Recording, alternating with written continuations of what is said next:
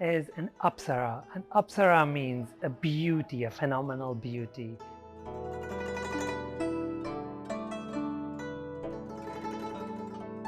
Getting here requires 46 steep steps. And yes, Angelina Jolie did come here. And yes, she really liked Cambodia so much that she donated to the government.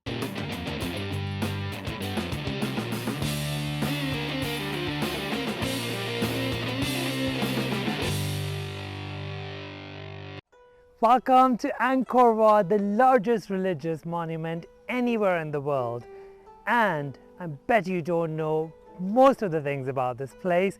So this video is about exploring Angkor Wat, giving you tons of information, practical and historical, to make an amazing trip to this beautiful place. So let's start this beautiful journey into Angkor Wat. My day started early from Siem Reap, and I would recommend starting really early. And it took about 30 minutes to get to the ticket office. I made it and I got my ticket, which is $37. And the funny thing is, they actually put your photo on it, so you can't transfer it to anyone else. It's a single day ticket that's valid for 2 days, 3-day ticket is valid for 5 days, and 7-day ticket is valid for 10 days. I don't know why they call that, but I'm happy to come back a second day as well. So we're gonna go around. It's quite a big complex, and you can't just go around, randomly. So I'll show you some of the main points. If you want to hire a guide, it's going to be about $35, which I definitely recommend, because how'd you get all the information otherwise, right? Let's start this beautiful journey. There's so much to learn. From the ticket office, it takes about 20 to 25 minutes to get to the entrance of Angkor Wat. Almost there, and the first temple we will see is Angkor Wat. Now, this is a huge archaeological park with a lot of places to see, so you need to pace yourself, and you need a couple of days if you want to explore them properly. So one thing I would say is keep your ticket close to you at all times, because they keep checking pretty much everywhere you go. They keep checking the ticket. So let's go see Angkor Wat.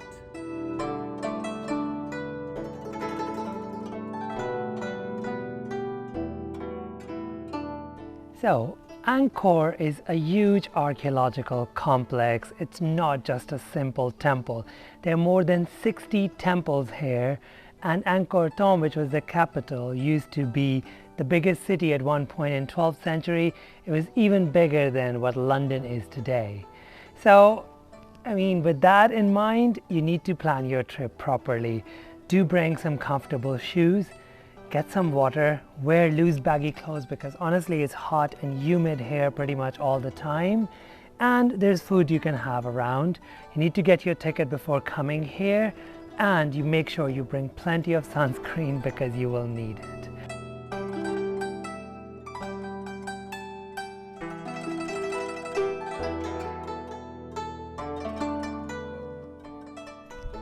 Angkor Wat was built by King Suryavarman II. It took more than 1 million people and thousands died. It was all basically labor for the love of king. It took thousands of elephants and ox to bring stone from as far as 60 miles away, some of them weighing up to 70 tons to complete this absolute mammoth. Now, I said before, this is the largest religious monument in the world, which means no cathedral in the world, no mosque in the world has been built that has surpassed the gigantic size of this beautiful temple. It was initially dedicated to the Hindu god Vishnu, which at that point Hinduism was the main religion, and later it was switched to a Buddhist temple, and it's been absolutely amazing. It was abandoned in 15th century, I think because the water system around, that's one theory, was too delicate, and it couldn't cope with all the resource consumption, and it collapsed, and that's how it was abandoned, and things were moved to Phnom Penh, and it was later discovered in the 19th century by the French. Angkor Wat, the temple, had 12 towers originally, 3 on the western entrance and then 5 towers on the 3rd floor as well as 4 towers on the 2nd floor. So there are 3 floors, one hell, which is the ground floor, not very well decorated for that reason perhaps. The 2nd floor is earth and the last floor is heaven. So that's why you see the last floor has these 5 towers which represent the mythical mountain Meru, where all the gods live in harmony. Now, they might look like solid structures, but they're not. They have a hole on top of it, and they are designed so that at a specific time of the year, the sun comes and shines on the tomb of the king, which is buried, cremated, and then buried 14 meters down under these towers. Absolutely brilliant.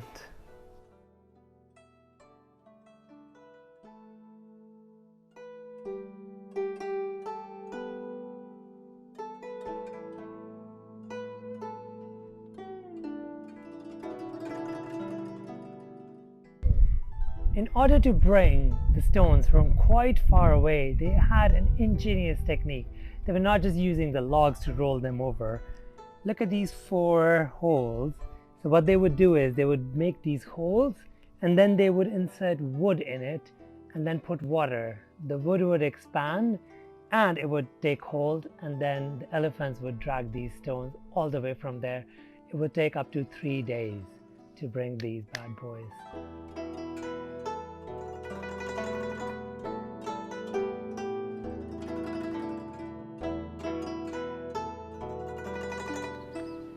One thing that's really beautiful about this entire temple is the perspective and the measurements.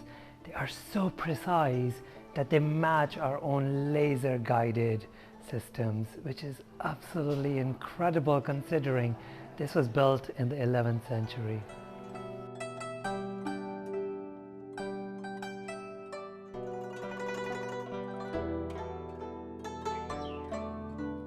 This is an apsara. An apsara means a beauty, a phenomenal beauty, and most of them were dancers. And these were king's concubines, which he had in thousands, and they're beautifully adorned throughout the temple. They're so delicately carved that you can even see the print on their clothing. Now, they were only dressed with silk, waist down, nothing above, bare-breasted, and they only had this beautiful necklace, and they had a lot of different hairstyles, which you can see in a lot of different carvings around. But if there's one thing that you will see most of in the temple, even on the highest tower, is these beautiful ladies.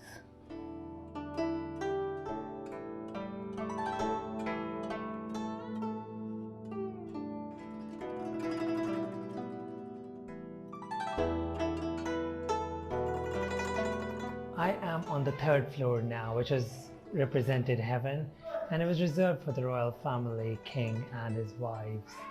And this is also a great place if you want to see that hint of a color which adorned this beautiful building during its glory years. And every single inch has been decorated beautifully around this, so you have an amazing time, but getting here requires 46 steep steps.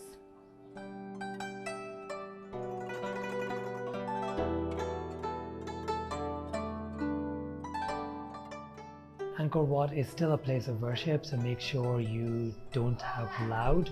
Your shoulders are covered. You're not wearing your hat when you come to the 3rd floor. And don't touch any walls, any reliefs, and especially this. It's heartbreaking, but luckily they're doing something about it now.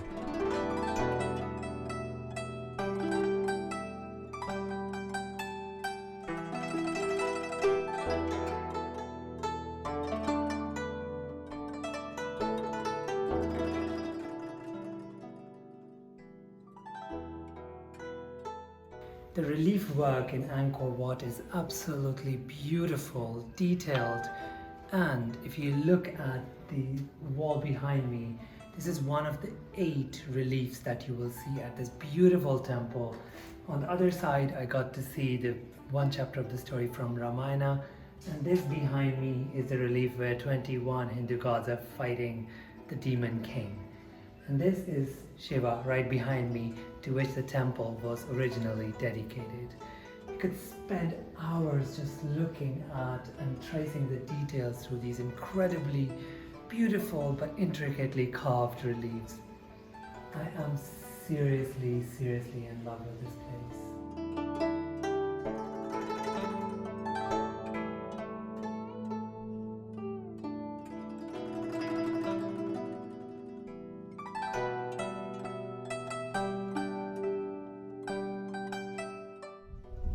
This is the beautiful pond on the western side, which will show you that amazing reflection of Angkor Wat and its beautiful remaining 5 towers. But as you can see, it's windy and there is no reflection. It is a little beautiful in my mind because it represents your mind. If it's too windy, you won't be able to see the beauty and its reflection together. What a beautiful thought this place gave me.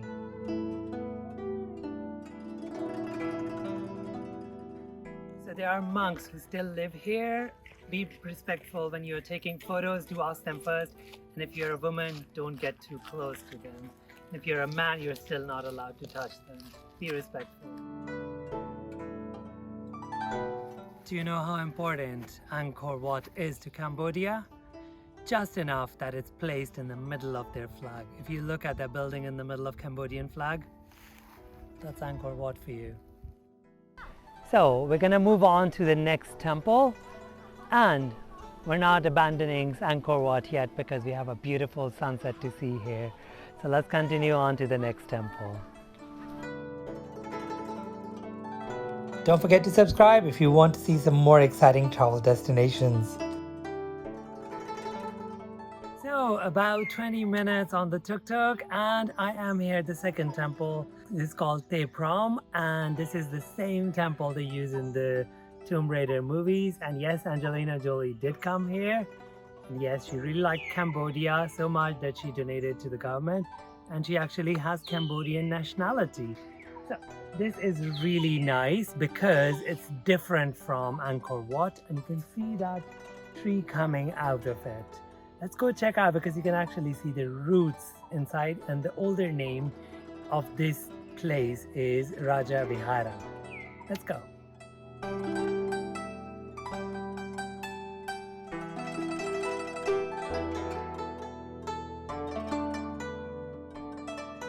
So the legend has it that this used to be the richest of all the temples at the time, and you can clearly see that in all these decorations on these beautiful towers. There used to be around 36, but there's only 15, 16 of them left. And it's obviously not in as good a condition as Angkor Wat, but it's an absolute delight just walking around, experiencing its beauty and this intricate detail.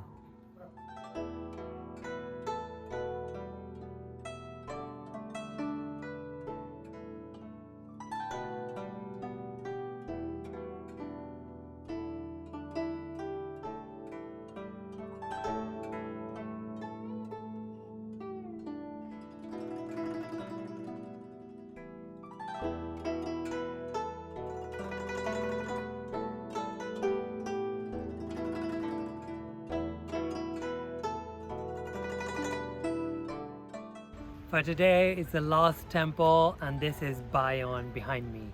Bayon means magic. You can look at it and it screams magical. So that's not the old name. The old name is Jayakiri, which means the mountain of King Jaya. And it had 54 towers, 49 of whom still remain. And if you look at the main tower from above, it looks like a lotus flower. It's really beautiful and I'm really excited to explore it, so let's go check it out.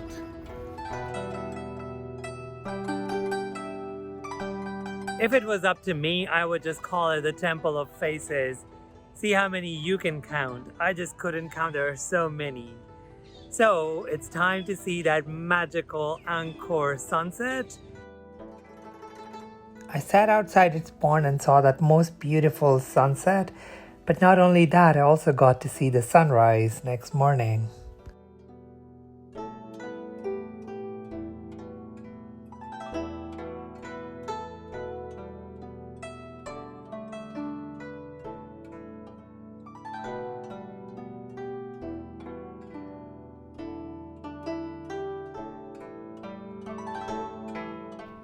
Welcome to our second day in Angkor Archaeological Park, and while I could spend months here and not get bored of these beautiful buildings, I am short of time, so I have selected two more beautiful temples to visit today. And this is the first one, called Rup. And this used to be a crematorium for the king, and it also has a lot of towers, which sadly a few of them remain, but it is absolutely beautiful. Let's go check it out.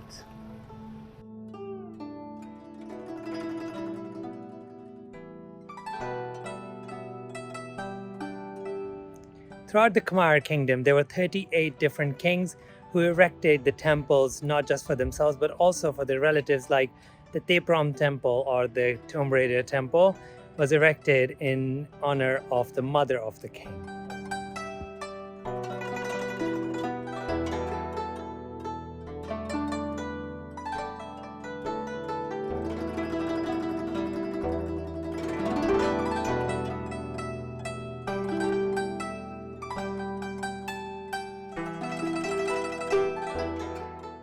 Alright, so I am at Banteay, which is the last temple, and before I take you to the temple, I want to tell you about how to get around. So this is Lee, and Lee has been taking me around not just Angkor, but also around Siem Reap as well. He's really good. He has his tuk-tuk and he's really patient as well. So if you want to reach out to him, you can check on trustytuktuk.com. I will leave the website and his number down below. Yeah. So let's go see the temple.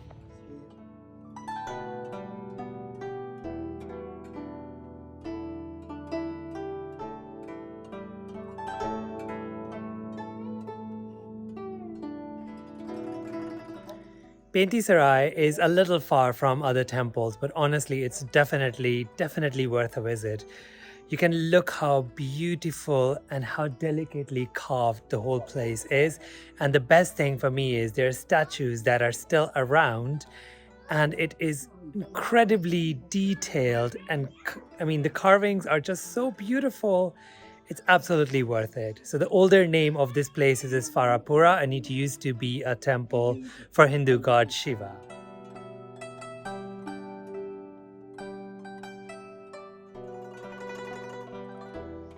Alright guys, this is all from Angkor, unfortunately. I wish I had more time to explore, but I really hope you enjoyed these 5 beautiful temples that I took you around. They're all very different and they're all beautiful and special for their own little reasons. So I will see you in another beautiful destination another time.